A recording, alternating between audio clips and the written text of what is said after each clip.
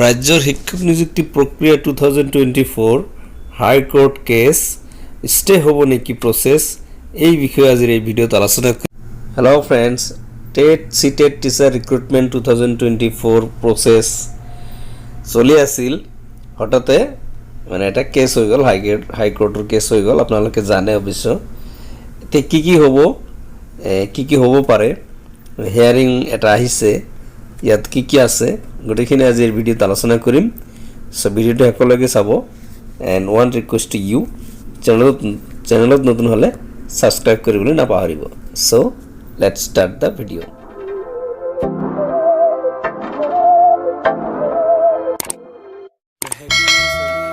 Hello' friends, কেছটো হ'ল DLED লৈ আপোনালোকে জানে SCRT নিউজটো ইতিমধ্যেই সুপ্ৰিম কোৰ্টৰ পৰা ইন ইকুইভেলেণ্ট বুলি ঘোষণা কৰা হৈছে। এতিয়া থাকিল SCRT ODL মোড যিটো আছে, ODL আৰু ৰেগুলাৰ। এতিয়া ৰেগুলাৰ গোটেইখিনি নহয়, একাংশ প্ৰাৰ্থী, অনলি 19জন প্ৰাৰ্থীয়েহে কেছটো কৰিছে। বাকী অন্যান্য ৰেগুলাৰখিনি কিন্তু ইয়াৰ বিৰোধো কৰি আছে। তো এই 19জন কেণ্ডিডেটে এই ODL SCRTৰ মোডৰ ওপৰত কেছ কৰি আছে। এয়া হৈছে সেই প্ৰথম হিয়াৰিঙৰ যিটো কপি, এইটো হৈছে এইটো আপোনালোকে দেখিছে, গ্ৰুপে শ্বেয়াৰো হৈ আছে।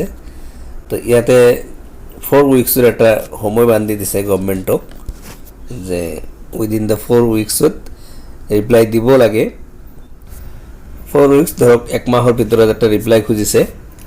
ৰিপ্লাইটো কিহৰ ওপৰত বেছিকেলি খুজিছে, এইটো হৈছে এই বস্তুটো।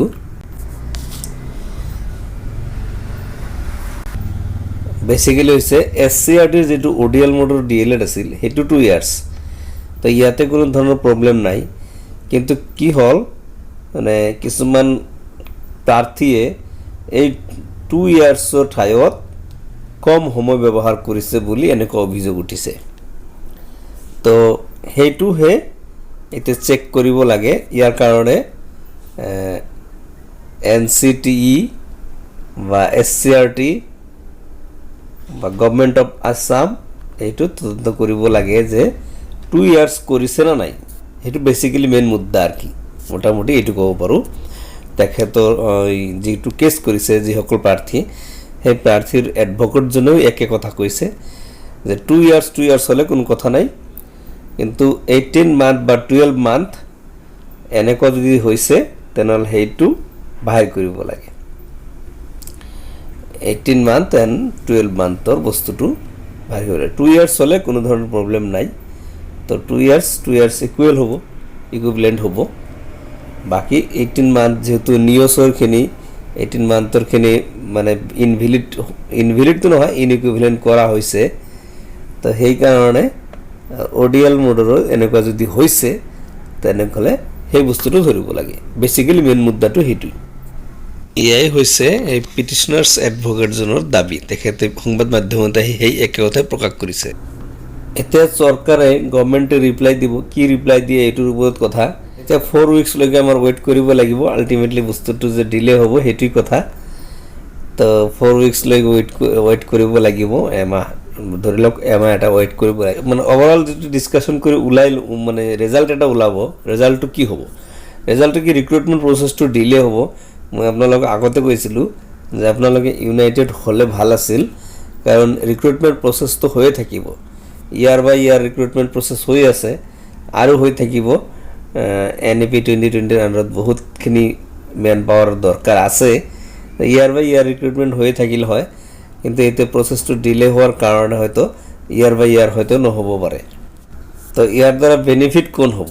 কোনো বেনিফিট নহ'ব, চবৰে লোকচানেই হ'ব। চৰকাৰী সিদ্ধান্ত কি হ'ব? চৰকাৰী সিদ্ধান্ত চবে মানি ল'ব লাগিছিল, কাৰণ ODL হওক বা ৰেগুলাৰেই হওক, চৰকাৰী সিদ্ধান্তক মানি ল'লে প্ৰচেছটো সোনকালে হৈ গ'ল হয়। আল্টিমেটলি যিমান সোনকালে প্ৰচেছটো হ'ব আৰু নেক্সট এডভাৰটাইজমেণ্টৰ কাৰণে তৈয়াৰী কৰা হ'ব। তো ইয়াৰ কাৰণে বেনিফিট কেণ্ডিডেটবিলাকেই হ'ল হয়। যিমান সোনকালে এপইণ্টমেণ্ট পালে হয়, সিমান সোনকালে মানে কেণ্ডিডেটৰ সংখ্যা কমি গ'ল হয়, আকৌ এপইণ্টমেণ্ট হ'লে হয়। তো এতিয়া আল্টিমেটলি লোকচান দুয়োৰে হ'ব। প্ৰশ্ন হ'ল ষ্টে অৰ্ডাৰ হ'ব নেকি? হয়, ষ্টে অৰ্ডাৰৰ নিচিনাই হৈ গ'ল, কাৰণ 4 উইকছটো আল্টিমেটলি এটা সময় লাগি গ'ল, কাৰণ এই এমাহটো এটা ৰিপ্লাই দিব লাগিব। তো এটা আলটিমেটলি ষ্টে অৰ্ডাৰ নহয় যদিও কিন্তু তথাপি এটা ষ্টে অৰ্ডাৰৰ নিচিনা হৈ গ'ল তো বস্তুখিনি আলটিমেটলি ডিলে হ'বলৈ গৈ আছে ডিলে হৈ আছে ডিলে হ'বই আৰু আপোনালোকে যদি ইউনাইটেড হ'লে হয় তেতিয়াহ'লে হয়তো ডিলে নহ'ল হয় যিজনে চাকৰি এটা পালে হয় সোনকালে পাই গ'লে হয় লগতে এইবাৰ কাট অফ অকণমান কম গ'লে হয় মই আপোনালোকক আগতে কৈছোঁ যে এইবাৰ কেণ্ডিডেট অকণমান কম আছিল যেহেতুকে নিউজ বা বিএড হোল্ডাৰ যিখিনি এলপিৰ কাৰণে ই মানে বাতিল হ'ল তেওঁলোকৰ ফলত কাট অফ ডেফিনেটলি এটা তলত আহিল হয় তেতিয়া যেহেতুকে এনেকুৱা হৈ আছে গতিকে প্ৰচেছটো ডিলে হৈ গ'ল আৰু ৰিক্ৰুটমেণ্ট প্ৰচেছটো অভাৰঅল মানে আলটিমেটলি কেণ্ডিডেটবোৰৰ ক্ষতি হ'ল so thank you for watching the ভিডিওটো চোৱাৰ কাৰণে ধন্যবাদ ভিডিও ভাল লাগিলে লাইক কৰিব শ্বেয়াৰ কৰিব আৰু চেনেলত নতুন হ'লে ছাবস্ক্ৰাইব কৰি বেল আইকনটো প্ৰেছ কৰিবলৈ নাপাহৰিব আপোনালোকলৈ বেষ্ট অফ লাক জনাই যাতে সোনকালে বস্তুটো মীমাংসা হৈ যায় এই শুভকামনাৰে আজিৰ ভিডিঅ'ৰ পৰা বিদায় লৈছোঁ থ্যাংক ইউ সো মাচ